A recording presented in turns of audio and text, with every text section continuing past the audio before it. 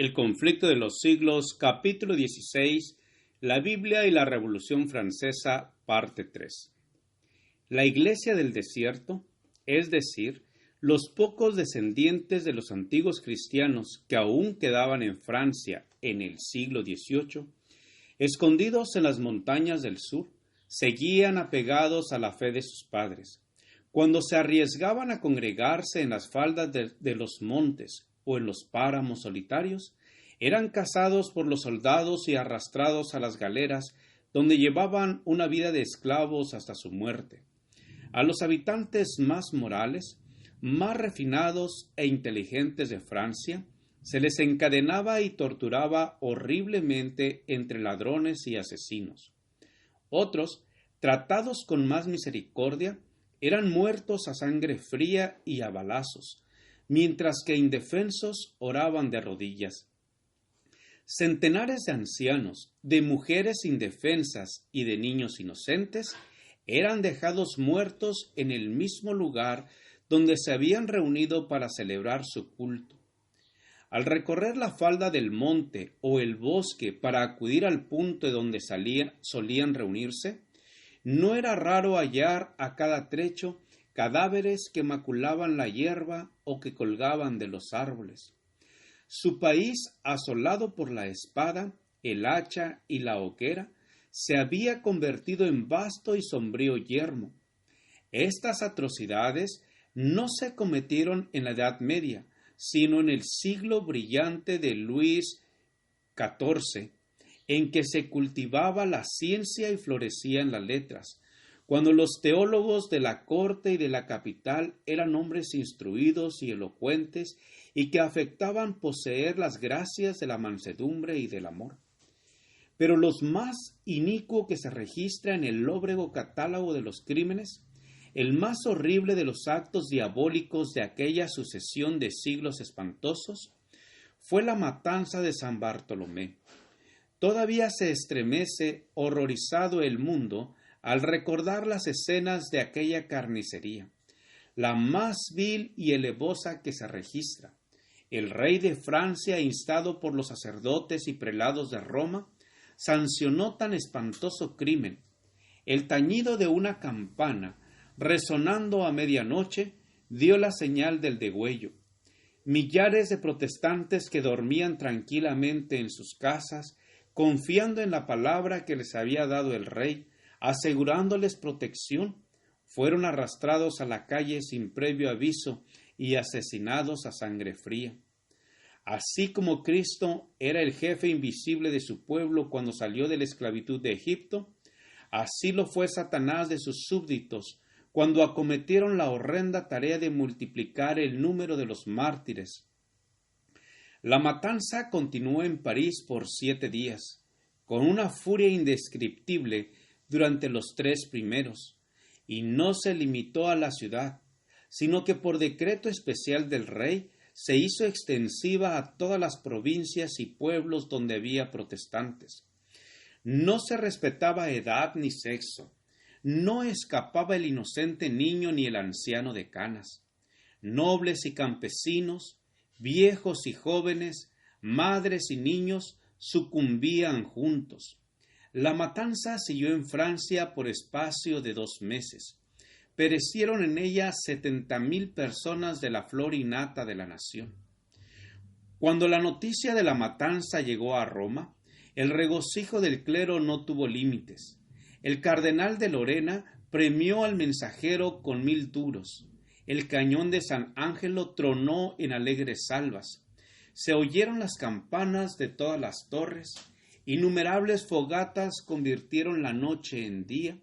Y Gregorio XIII, acompañado de los cardenales y otros dignatarios eclesiásticos, se encaminó en larga procesión hacia la iglesia de San Luis, donde el cardenal de Lorena cantó el Te Deum. Se acuñó una medalla para conmemorar la matanza y aún puede verse en el Vaticano 3 frescos de Vasari, representando la agresión contra el almirante, al rey en el concilio maquinando la matanza y la matanza misma. Gregorio envió a Carlos de la Rosa de Oro Y a los 4 meses de la matanza, escuchó complacido el sermón de un sacerdote francés que habló de ese día tan lleno de dicha y alegría, cuando el Santísimo Padre recibió la noticia y se encaminó hacia San Luis en solemne comitiva para dar gracias a Dios. El mismo espíritu maestro que impulsó la matanza de San Bartolomé fue también el que dirigió las escenas de la revolución. Jesucristo fue declarado impostor, y el grito de unión de los incrédulos franceses era: «Aplastad al infame», lo cual decían refiriéndose a Cristo.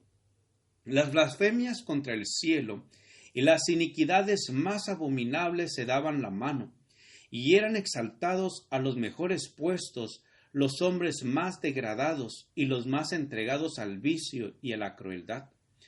En todo esto no se hacía más que tributar homenaje supremo a Satanás, mientras que se crucificaba a Cristo en sus rasgos característicos de verdad, pureza y amor abnegado.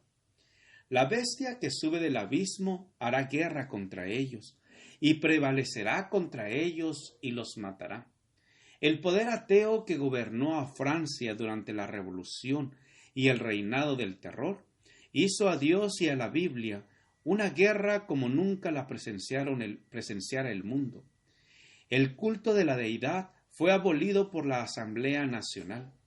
Se recogían Biblias para quemarlas en las calles, haciendo cuanta burla de ellas se podía.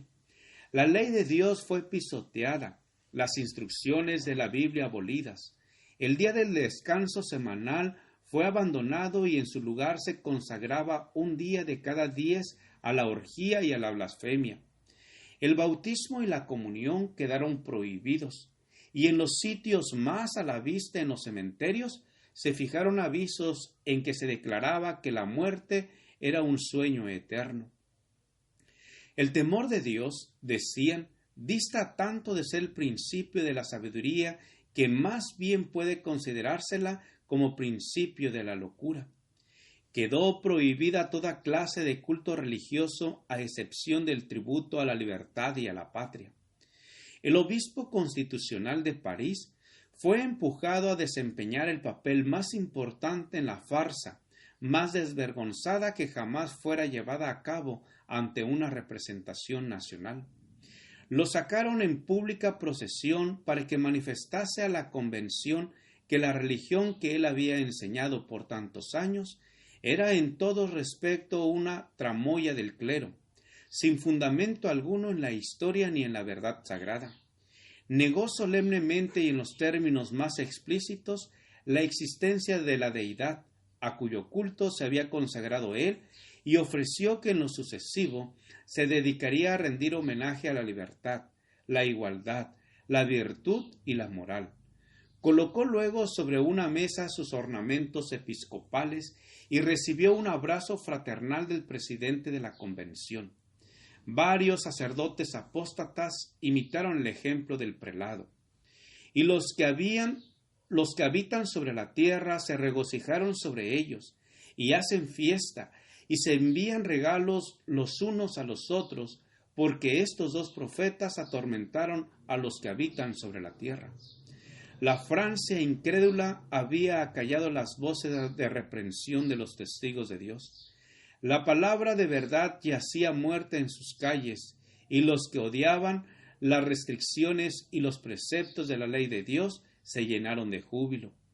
Los hombres desafiaban públicamente al Rey de los cielos y gritaban como los pecadores de la antigüedad: ¿Cómo sabe Dios? ¿Y hay conocimiento en lo alto? Salmo 73:11. Uno de los sacerdotes del nuevo orden, profiriendo terribles blasfemias, dijo: Dios, si es cierto que existes, toman venganza de las injurias que se hacen a tu nombre. Yo te desafío, guarda silencio, no te atreves a descartar tus truenos. Entonces, ¿quién va a creer que existes? ¿Qué eco tan fiel de la pregunta de Faraón? ¿Quién es Jehová para que yo oiga su voz? No conozco a Jehová. Dijo el necio en su corazón: no hay Dios. Salmo 14:1. Y el Señor declara respecto de los que pervierten la verdad, que se hará manifiesta a todos su necedad. 2 Timoteo 3:9. Después que hubo renunciado al culto del Dios vivo, el alto y el excelso que habita la eternidad, cayó Francia al poco tiempo en una idolatría degradante, rindiendo culto a la diosa de la razón en la persona de una mujer libertina. Y esto en la Cámara representativa de la nación, y por más de las más altas autoridades civiles y legislativas, dice el historiador, una de las ceremonias de aquel tiempo de locura no tiene igual por lo absurdo combinado con lo impío. Las puertas de la convención se abrieron de par en par para dar entrada a los músicos de la banda que procedía a los miembros del cuerpo municipal, que entraron en solemne procesión, cantando un himno a la libertad y escoltando como objeto de su futura adoración a una mujer cubierta con un velo, a la cual llamaban la diosa de la razón. Cuando llegó ésta al lugar que le estaba reservado, le fue quitado el velo con gran ceremonial, y se le dio asiento a la derecha del presidente, reconociendo todos ellos en ella a una bailarina de la ópera. A esta mujer rindió público homenaje a la Convención Nacional de Francia, considerándola como la representación más perfecta de la razón que ellos veneraban. Gracias por escuchar este audio. Te invito a escuchar el siguiente capítulo. Jehová te bendiga y te guarde. Jehová haga resplandecer su rostro sobre ti y tenga de ti misericordia. Jehová alce sobre ti su rostro y ponga en ti paz. Con aprecio, el pastor Juan Manuel Flores Espinosa.